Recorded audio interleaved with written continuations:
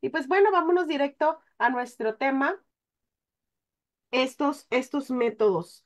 Ahí les vamos a encargar que en comentarios, si ustedes tienen acercamiento con este tema, también lo enriquezcan el tema, pónganle en comentarios qué es lo que saben, de qué manera lo han llevado a cabo en las aulas, cómo les ha resultado. Entonces, vamos a aprender entre todos, maestros. Adelante, maestra Aide. Claro que sí, en esta sesión pues vamos a abordar los métodos que existen para que el alumno adquiera el proceso de lectoescritura con la finalidad de orientar a los docentes que se encuentran en primero y segundo o bien a aquellos que tienen algún alumno en su grupo que no sabe leer ni escribir.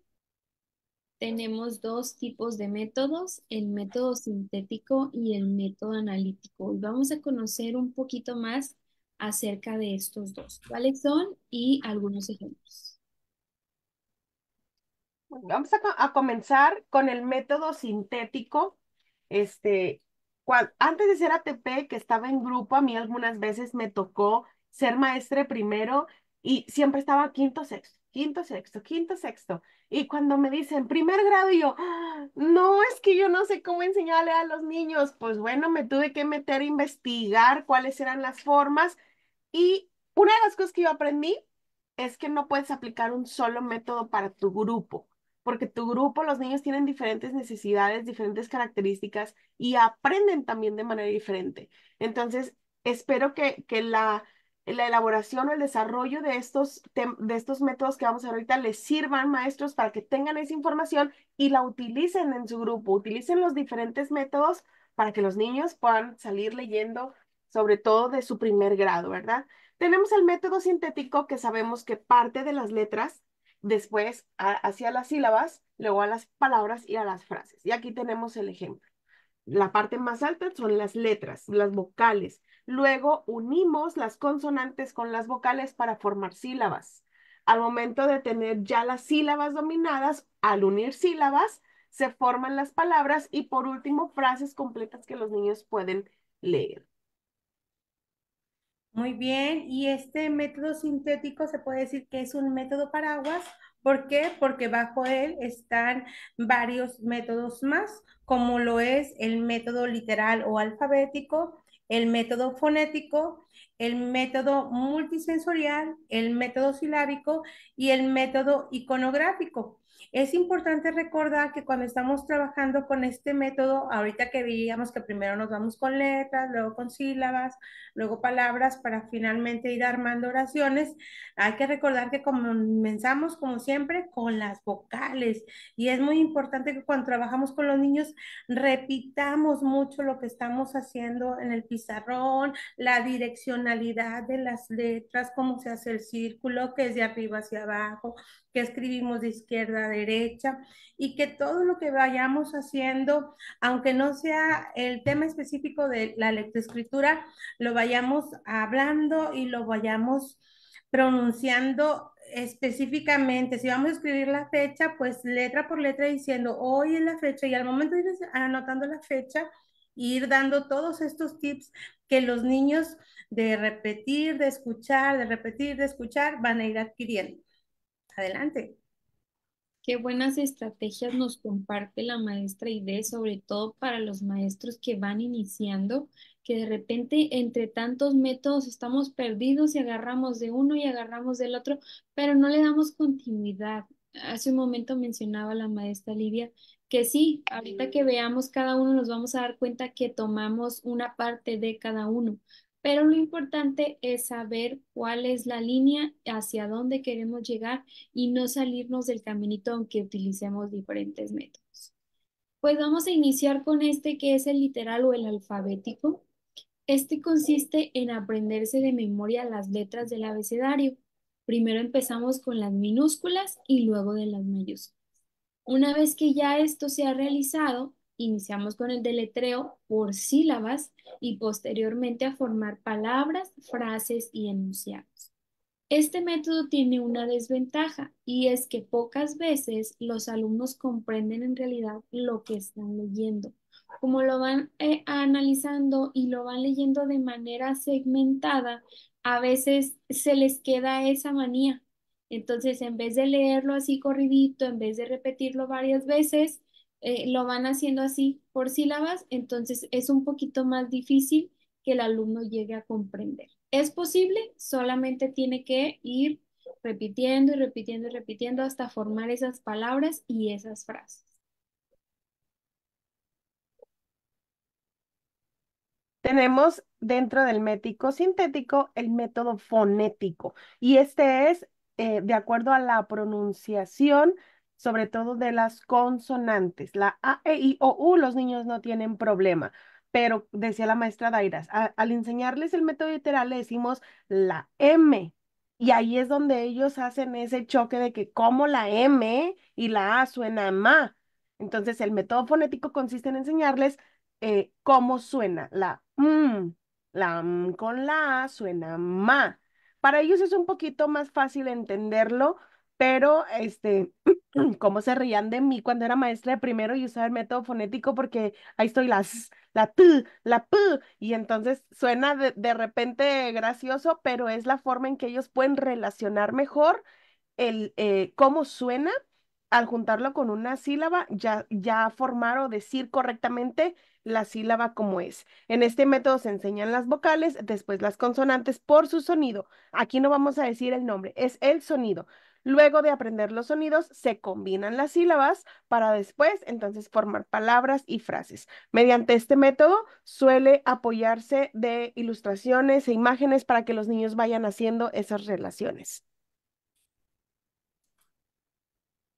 Así es. Y continuando con el método sintético está el método multisensorial, que nosotros creemos y estamos seguros de que este método es muy empleado en preescolar para esta iniciación con la lectoescritura.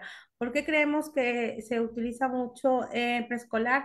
Pues porque trabaja con muchos más materiales. Ya no solamente estar viendo a la maestra frente a un pizarrón, mostrar una imagen, usar el sonido, la repetición, sino que hay más elementos para trabajar, para poder trabajar este método, como su nombre lo dice, multisensorial, lleno de sensaciones y tomando diversas texturas. Participa más de un sentido a la vez al momento de enseñar. ¿Y qué se debe de hacer? Pues escribir en arena con el dedito, en vez que nuestro dedito va a ser el lápiz y hacer trazos en la arena, hacia donde queremos esa direccionalidad de cada una de las letras. También podemos hacer el trabajo en el aire, esto también se hace en primaria, de decirle al alumno, a ver, ¿cómo vamos a hacer la O? Y al lado contrario de las manecillas del reloj y vamos marcando. También se puede hacer letras de papel de lija. Por ahí nosotros lo vamos poniendo sobre él y lo vamos tocando y vemos cómo es que está formado.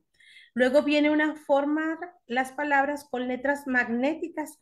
Por ahí las maestras los tienen, sabemos que también están a la venta y los podemos trabajar incluso en casa, en la puerta del refrigerador, por ahí tener nuestras letras y simplemente iniciar con la de el nombre. Se llama Manuel el niño, bueno, pues le ponemos primero la M de Manuel y se la vamos diciendo, mira, esta es tu letra, es la M de Manuel. Se puede también leer, construir, escribir con este tipo de letras magnéticas o en la arena o en el aire. También se vale golpetear los sonidos, ¿sí? Cuando queremos que el alumno pronuncie adecuadamente tal o cual letra o tal o cual sonido, se lo hacemos de una manera muy pronunciada cuando lo estemos trabajando. También se pueden usar los palitos de texto para poder ir armando palabras o las sílabas en palitos para poder ir armando alguna palabra. Y también se puede trabajar la lectura compartida. Y sabemos que ustedes han de conocer muchos otros formas más que se utilizan dentro del método multisensorial, así que sería muy importante que nos lo dejen por ahí en comentarios. Por ahí hay otras actividades que se pueden hacer y se deben de hacer incluso cuando uno está previo al iniciar la lectoescritura, que es rasgar papel, arrugar un papel, volver a desarrugarlo. Muchas actividades, hacer jueguito con las pinzas, agarrar las pinzas y que el alumno sepa abrir la pinza tal cual nosotros usamos para tender la ropa. Entonces, hay muchas actividades previas que no se nos debe de pasar ni a los alumnos, ni a los maestros de preescolar, ni a los maestros de primaria, y más, ¿por qué? Porque a lo mejor en primaria nos llega un alumno que a lo mejor no convivió tanto con estas actividades por cualquier razón. Entonces, lo que no haya hecho el alumno, debemos hacer que lo haga para que vaya completando ese proceso y el alumno pueda llegar a buen término con estos métodos hacia la lectoescritura. Adelante, maestra Daira. Tenemos el método silábico. Este se inicia de igual manera enseñando las vocales y luego las consonantes. Una vez que ya conozcan todo el alfabeto, se van combinando las vocales con las consonantes para formar sílabas y con ellas va construyendo palabras que tienen un significado. Con apoyo de este método también utilizamos imágenes, aplausos o palmadas para identificar sílabas en palabras. Tiene una desventaja y es que al comenzar a leer los niños silabean, lo que no favorece ni la velocidad ni la comprensión lectora. Y fíjense cómo en las aulas usamos una revoltura. Yo creo que los maestros ya nos estamos dando cuenta de que uso tantito de acá, uso tantito de acá y vamos armando como ese rompecabezas de métodos, pero que nos sirve, porque al final lo importante es que nos sirva, que funcione, que los niños aprendan a leer. Uno de los métodos que yo utilicé, no con los grupos que tenía, sino con mi hijo. Mi niño entró primero de primaria, él está diagnosticado con autismo nivel uno y fue en pandemia. Entonces yo me traumé porque yo decía, ¿cómo yo le enseñé a leer a un grupo de 30 niños y con él no puedo? Y entonces pasamos a segundo, pasamos a tercero, pasamos a cuarto de primaria y él todavía no. ¿Por qué? Porque ninguno de los métodos que estábamos utilizando con él funcionaba. Y miren cuál me llevó a funcionar, el método iconográfico. Es muy similar al método alfabético, pero este es acompañado ya sea con imágenes, con videos o con algo visual, con un recurso visual para que ellos terminen de comprenderlo. Y algo muy raro cuando yo ya lo llevé con la psicóloga, que le empezaba y más o menos me decía, pero entonces, ¿cómo le hizo? Y yo, no sé, pero yo le decía, por ejemplo, a mi niño que la Q, o sea, la letra C, era la Q de Pac-Man. Y para nosotros no tenía ningún sentido, para la psicóloga y para mí decía, pues, ¿por qué la Q de Pac-Man? Pues porque el Pac-Man, ese monito que se juega y se come a los puntitos y los fantasmas se lo comen, tenía la forma de la letra C. Entonces él me entendió perfecto que la Q era de Pac-Man. Y así la N o la N era un arco iris. Y la M o la M era doble arco iris. Entonces, con esa simbología, con esta iconografía, él me entendió y así es como pudo aprenderse tanto más las consonantes que las vocales, ¿ven?